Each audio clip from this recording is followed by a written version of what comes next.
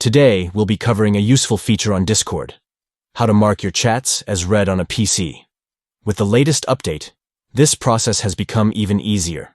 Let's dive right in. First, start by opening the Discord app on your computer.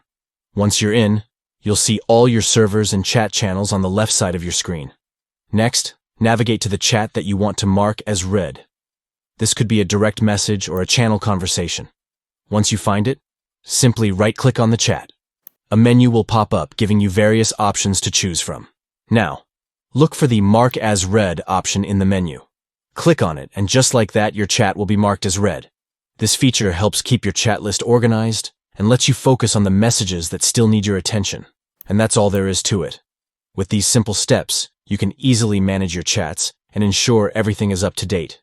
Remember, marking chats as read doesn't delete any messages. It simply updates your chat status.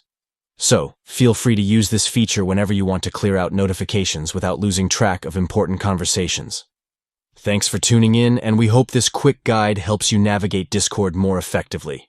Happy chatting!